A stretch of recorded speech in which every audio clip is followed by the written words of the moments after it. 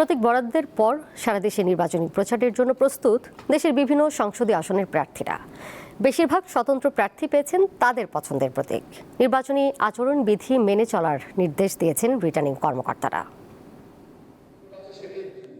চট্টগ্রাম জেলা returning officer ও জেলা প্রশাসক 11টি আসন এবং বিভাগীয় কমিশনার কার্যালয়ে রিটার্নিং অফিসার ও বিভাগীয় কমিশনার নগরীর 5টি আসনে প্রার্থীদের মধ্যে প্রতীক বরাদ্দ দেন। নোয়াখালীর 6টি নির্বাচনী আসনে বিএনপি, জামায়াত ও এনসিপি সহ বিভিন্ন দলের 47 জন প্রতিদ্বন্দ্বী প্রার্থীর মধ্যে প্রতীক বরাদ্দ দেওয়া হয়েছে। ফেনীর 3টি আসনে 26 জন প্রার্থীর মাঝে প্রতীক বরাদ্দ দেন রিটার্নিং কর্মকর্তা।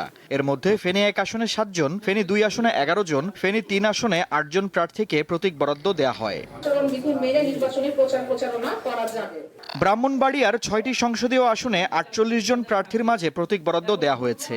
ব্রাহ্মণবাড়িয়া 2 আসনে স্বতন্ত্র প্রার্থী রুমিন ফারহানা তার পছন্দের হাঁস প্রতীক পেয়েছেন।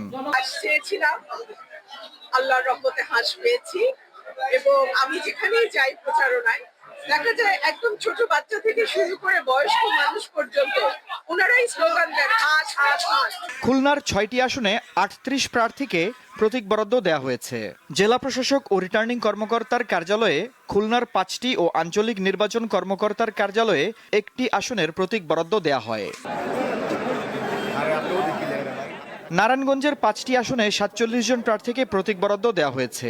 রিটার্নিং কর্মকর্তা জানান, কোনো প্রার্থী আচরণবিধি লঙ্ঘন করলে কঠোর ব্যবস্থা নেওয়া হবে। আমাদের 18 জন এক্সিকিউটিভ ম্যাজিস্ট্রেট আমাদের আচরণবিধি বিষয়গুলো নিয়ে কাজ করবে। আজ থেকে তারা আছে আগে থেকেই, কিন্তু আজ থেকে এটা আমরা মনিটরগুলো আরও বাড়বে, যেহেতু আমরা প্রতীক বরাদ্দ দিলাম।